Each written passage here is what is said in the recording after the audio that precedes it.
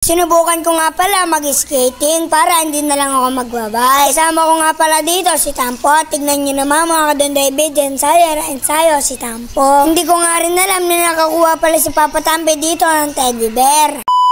Ngayong araw nga pala ay naboboring ako, kaya naman namimili ako dito ng padlock. Ito nga pala ang mga Kadon David ay parang pares lang sila. Sa palagay nyo nga pala kaya pa itong tanggalin na magnanakaw. Mga Kadon David, tingin naman pala natin itong skating na to. Kasi mga Kadon David, nakakatamad na mag-bike. Kasi niyo naman sila si Mami. Dito nga pala ay mag-isa ako nagpa-practice sa bahay. Kaya nga pala ako nagpa-practice dahil meron ako nakikita sa cabs na nagaganto na lamang. Dahil nga pala ang dami nawawalan ng bike sa cabs. Pag ito naman ang suot mo, hindi makukuha ito. Dito nga pala ay nagpa-practice ako saglit sa labas. Dito nga pala ay naboboring ako dahil nga pala wala akong kasama dito. Dahil nga pala si Tampo ay nilalaro niya ang kanyang bagong barel.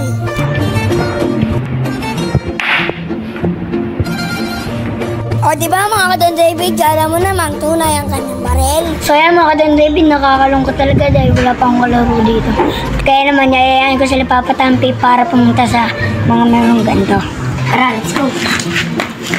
Ito nga pala, iayain ko sila Papa Tampi para mag-skating. Ito nga pala, tinanggal ko saglit ang aking sapatos dahil nga pala, maliligo muna ako sa CR. Pero dahil nga pala, nandito na kami sa palaruan at ang dami namin nakuha. Lahat nga pala nang yan ay kuha namin ni Tampo dahil nga pala magaling kami maglaro. After that nga pala, nandito na kami sa skating at first time nga pala namin to ni Tampo. Hanggang dito nga pala, ang daming nakakakilala sa amin. Dito nga pala, dati hindi naman mayan si Tampo. Ngayon lang talaga na dito nga pala ay parang sumali na Papa Tampi. Kaso nga pala walang size na kasya sa kanya. Dito nga pala ay sinusuotan na kami at nilalagyan na nga pala kami ng para sa tuhod. Dito nga pala ay medyo naninibago ako kaya naman ginamit ko muna ito. Dito nga pala ay naalala ko na meron nga pala akong kapatid na bunso kaya naman ipinubaya ko muna ito. Sabi ko nga pala kay Tampo na parang skating lang ito at huwag siyang manibago. Pinagsabihan nga pala kami dito ni Papa Tampi dahil nga pala wala kaming helmet. Kaya naman kinuha kami ni Papa Tampi dito na tag-isa para masuot na namin. Dito nga pala ay sobrang kinitampo pag sinusuotan ng helmet. Dito nga pala ay parang bumalik si Tampo nang nakasuot na walker.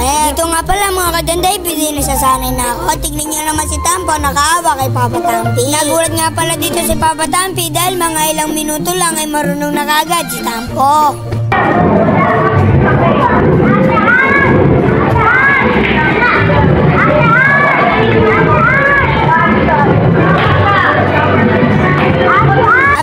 Nga pala ay naglaro na lang si Papa Tampi sa claw machine. Nga pala ay medyo corny siya pero nakuha niya ang teddy bear. Mga Kadon David na pakahusay talaga ni Papa Tampi. Dito nga pala ay tinesting ni Mama Tampi kaso nga pala hindi siya pinalad. Dito nga pala ay binigay na lang sa amin nila Papa Tampi ang teddy bear na nakuha nila. Kaya naman hanggang dito na lang ang aking istorya. Paalam, bukas ulit.